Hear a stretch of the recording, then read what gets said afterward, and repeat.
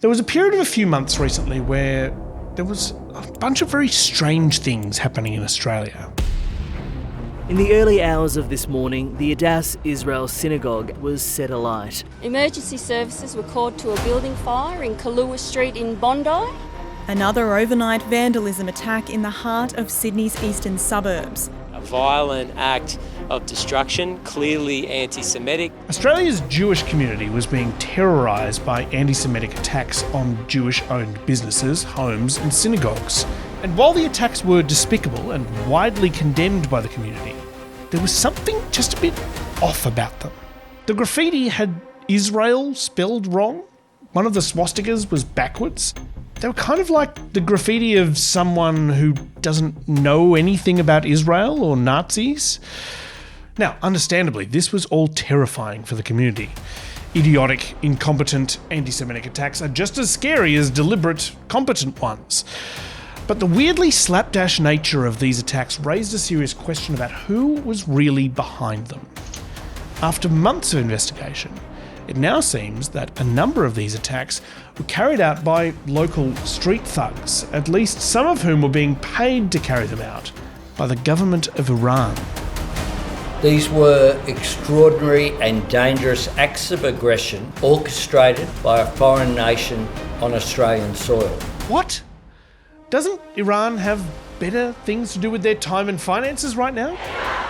Why is a large and theoretically powerful and scary sovereign state paying local street toughs to spray paint and set fire to Jewish targets in Sydney and Melbourne?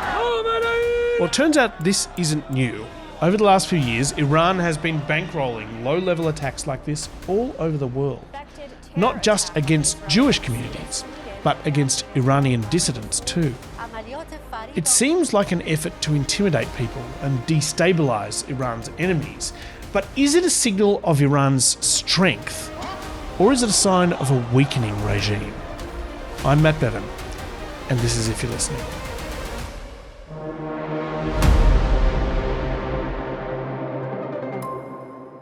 So I like to think that I've been online long enough that I'm capable of understanding a meme, but in Sweden there's a meme that was very big a couple of years ago and I don't really get it. Tjena grabbar, läget? Var animal här. Jag ville bara hälsa att... This guy talking is the leader of a gang. He's known as the Kurdish Fox, and his gang is the Foxtrot Gang. He's Kurdish, which is an ethnic group which is spread across Iran, Iraq, Syria and Turkey. But his parents fled to Sweden when he was a baby. He is a violent thug who is accused of several serious crimes. Here's a little bit of tape of him threatening to shoot an old man in the face. They are just gonna help me with one thing tomorrow in Sweden. Or else I kill this old man or I shoot him all in his face. But this other clip where he's speaking Swedish. Tjena grabbar, läget? Var animal här. This is apparently extremely funny for some reason that I don't quite understand. It's gone viral on Swedish TikTok. People started dressing up as foxes in videos that got hundreds of thousands of views. The clip was sampled in a rap song released later that year. Tjena grabbar, läget? Var animal här. It went so viral that someone used AI to translate what this guy was saying into multiple languages, including English. Here it is. Hey guys, the situation is to be wild here. I just wanted to say that nobody touches Strängnäs. Strängnäs is a city in Sweden. He's telling a rival gang that Strängnäs is his territory. At the time, he was in the throes of a gang war against a former ally known as Strawberry. Their war in the early 2020s led to a noticeable rise in crime statistics in Sweden. A number of the recent wave of shootings and explosions in Sweden have been linked to an internal conflict in his criminal Foxtrot network. The Fox and the Strawberry might sound like the title of a kid's picture book, but their war has been deadly. Men dying of gunshot wounds went from representing 19% of Swedish homicides to 53%. And perhaps the most devastating element of these killings is that most of the people actually pulling the trigger are children. Gangs have been exploiting Sweden's age of criminal responsibility laws by getting kids under 15 to commit murders without the risk of prosecution. And these attacks are gruesome. The Fox is accused of organising for two teenagers to kill the Strawberry's mother in 2023. Both the Fox and the Strawberry have been out of Sweden for years, puppeteering their gangs from the jurisdictional safety of Turkey and Iran. And so a big part of the way that they recruit these kids involves the use of social media and generating these viral memes. But the interesting thing is that as that particular meme was going off and the rap song was being released, the Fox was being drawn into something far more complex than a gang war. The unprecedented and shocking assault on the Jewish state, described by some commentators as Israel's 9/11.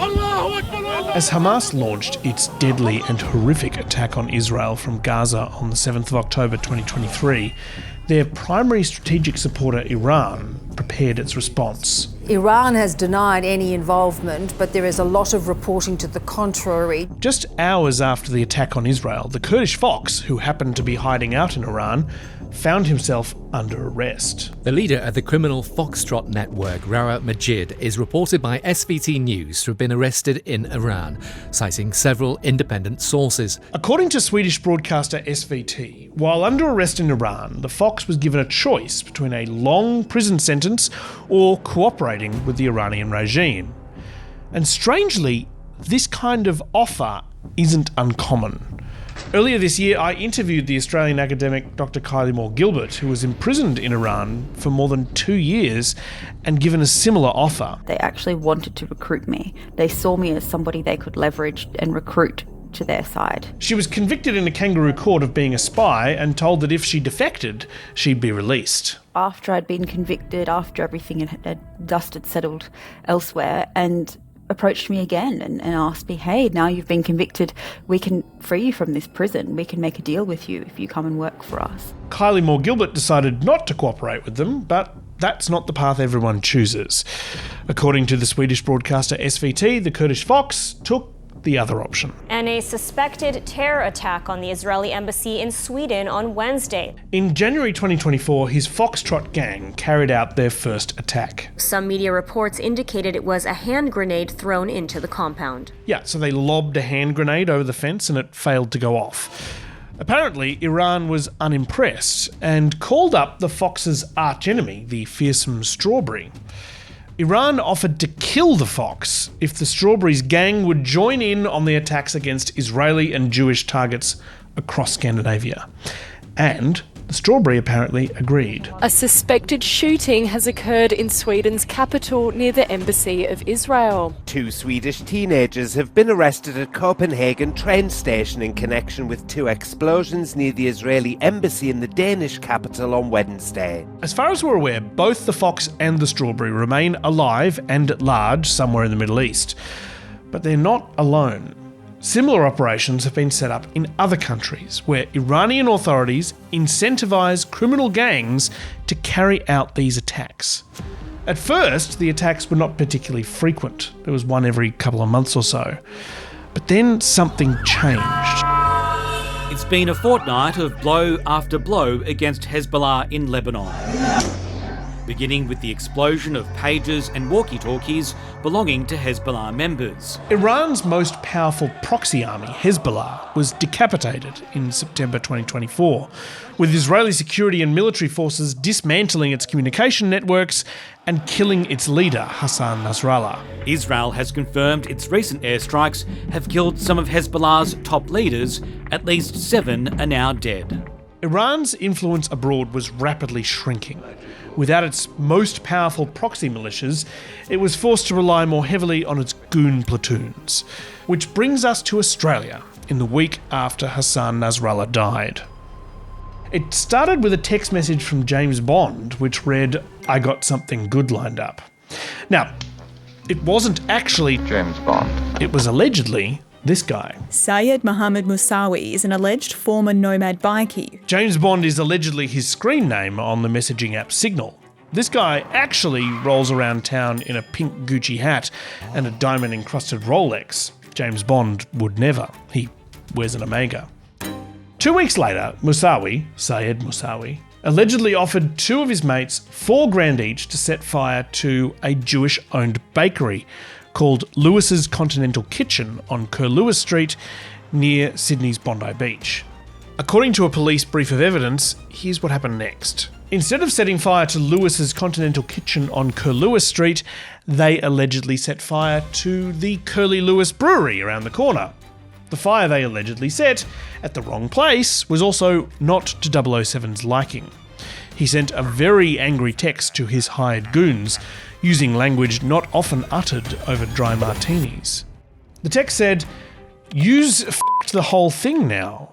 If yous f***ing couldn't do it from the start, then why did yous even went there for? F*** me. It's not even done 2% burned, f*** me dead." One of the recipients of this text was arrested the following day. Police allege others were then hired, who this time managed to put the right address into Google Maps. Shortly after 4 a.m. this morning, emergency services were called to a building fire in Kalua Street in Bondi. Now, Musawi denies these allegations and has pleaded not guilty to directing a criminal group and planning the arson attack. He is currently on bail. But this fire was the first in a string of attacks against Jewish-owned businesses, synagogues and homes. Anti-Semitic attacks around Australia have escalated dramatically. The local Jewish community was understandably terrified. We're scared. We're very frightened. We're scared of we don't know who this is or where it's coming from or why it's targeting us. My father was killed in the Holocaust.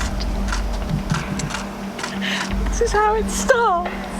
But then something very strange happened. This is the discovery of a potential mass casualty event. There's only one way of calling it out, and that is terrorism. A caravan full of explosives was discovered on the side of the road in Sydney's northern suburbs, with a note inside listing Jewish targets. The discovery and the detection of the caravan contained with an amount of explosives was not going to be used in the normal anti-Semitic attack that we have seen. The last few months have been like a living nightmare, not only for the Jewish community, but increasingly for the wider community. But just days after the caravan was found, the head of the Australian Federal Police indicated that something strange may be afoot. We believe criminals for hire may be behind some incidents. So part of our inquiries include who is paying those criminals, whether they are in Australia or offshore, and what their motivation is. Answering those questions has turned out to be extremely complicated. Here's where we're at, according to investigations by police and security services. Between the accidental arson attack on Curly Lewis Brewery and the end of January 2025, there were over a dozen attacks on Jewish targets in Sydney and Melbourne.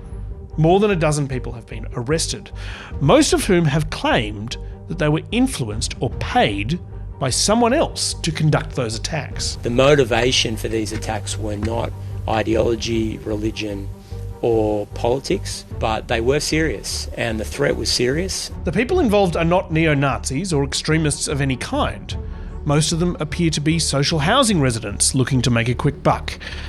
But that doesn't take away from the impact that this has had on the Jewish community, because clearly there was someone behind the scenes coordinating and financing these attacks. It's true that no one was injured in these attacks. It is not true that no one was harmed. The Jewish community were harmed, other communities who were blamed were harmed, but simply Australia was attacked and Australia was harmed. Initially, the police said that they believed a man named Sayet Akka, an alleged drug dealer who is currently a fugitive in Turkey, was responsible for all of the attacks. Sayet Eren Akka, also known as Aaron, is a wanted man who is believed to have fled Australia more than a year ago. They say that he was also behind the explosive caravan. The caravan plot was an elaborate scheme contrived by organised criminals domestically and from offshore. We allege this person paid local criminals to carry out anti-Semitic graffiti and vandalism for weeks whilst planning the caravan plot. And we know that this was to create absolute fear and anxiety in the Jewish community to get the attention from law enforcement. In exchange for providing information of an imminent threat, they wanted to return to Australia without being sent straight to jail. They say he was creating fear and chaos so that he would be able to exchange information about that chaos that he had created for a more lenient sentence once he returned to Australia. It's a madcap scheme, and it's one that ASIO denied when ABC reporter Mahmoud Faisal met with him in Turkey. I didn't have involvement in that, and it didn't, I never offered that. I never offered anything got to do with those anti-Semitism attacks. He says he was only involved with the caravan, and even then his only involvement was to intercept it, park it, and tell the police where it was. I didn't organise the caravan, I just organised the seizure of it.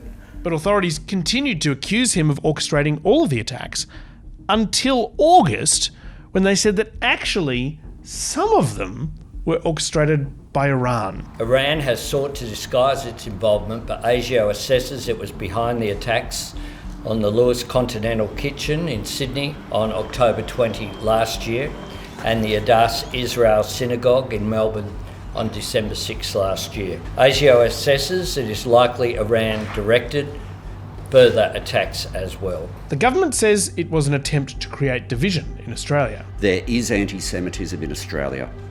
It is real, it is debilitating, yet this attack was driven by anti-Semitism that originated in Iran. That said, nothing changes the fact that it was an anti-Semitic attack, and nothing changes the fact that the impact is identical. For some anti-Semitic elements in Australia, the attack has emboldened them. Any anti-Semitic attack, in fact any attack based in any dehumanising bigotry, is an attack on Australia. It's all very weird though. More than a dozen attacks, at least 3 of them were Iran, if you include the attack on the brewery. And the rest, dunno. Maybe this guy Said Aka, who is hiding in Turkey. Is it the police's opinion that Iran and this guy independently came up with the idea of carrying out very similar attacks in the same month with 2 entirely separate motives? Watch this space, I guess. Elsewhere around the world, though, there are reports of similar operations to intimidate and attack journalists who work for the independent news outlet Iran International. We now have 45 journalists around the world who have been threatened with assassination if they don't immediately stop working for Iran International. And 315 family members around the world have also been targeted expressly, and that includes Australians. Additionally, the US Justice Department says that late last year the Iranians were trying to get someone to assassinate Donald Trump. So what can be done about this? Most of these countries already have heavy sanctions on Iran. Australia has decided to kick the Iranian ambassador out of the country, while simultaneously saying that he was not involved in the attacks. No Iranian diplomats here in Australia were involved in this. This was directed by the ARGC through a series of overseas cutouts facilitators to coordinators that found their way to tasking Australians. This is really the challenge that Western governments face when figuring out how to deal with Iran. And it's because Iran's government is a hybrid of a democracy and a theocratic dictatorship. As we've discussed in previous episodes, the country has regular elections, a judiciary, a parliament, a president, and a bureaucracy. But on top of that is the supreme leader, who can interfere in those democratic institutions as much as he wants. And he also has direct control over the armed forces and the Islamic Revolutionary Guard Corps, the IRGC. Dr. Kylie Moore-Gilbert says that the folks at the IRGC aren't exactly the sharpest tools in the shed. Some of them were just completely incompetent, and I would say idiots, like completely uneducated, uninformed. And this is theoretically Iran's intelligence agency, like the CIA, the KGB, or in Australia, ASIO. I imagine it's hard to become an ASIO officer, but in Iran, if your uncle's an ASIO officer, he'll just bring you into the fold and you could be a complete dumbass. But this is what happens when you promote incompetent people and reward religious zealotry instead of expertise. Setting fire to a kosher kitchen in Sydney or a synagogue in Melbourne isn't part of some grand scheme plotted out by the Iranian government. It's simply a sign that the dumbasses are doing whatever they want. Stopping attacks like this in the age of the internet and cryptocurrency is very difficult. There will always be people desperate, naive, or stupid enough to do something terrible for a few $1,000s. What we can do is try and make the attacks less effective. These were extraordinary and dangerous acts of aggression orchestrated by a foreign nation on Australian soil. They were attempts to undermine social cohesion and sow discord in our community. Yeah, that's the thing that people can do something about. Everywhere. Make communities under attack feel like they are supported and accepted and an integral part of a strong multicultural society. Here in Australia, we are used to bushfires burning through whole towns. But it only takes a little while before that town is back on its feet and the community is stronger than it was before. We need to take that same approach to the people who are orchestrating these terrible attacks. We need to say there's nothing they can burn down that we can't rebuild. And we need to say that they cannot drive a wedge between us. So, don't bother, you complete dumbass.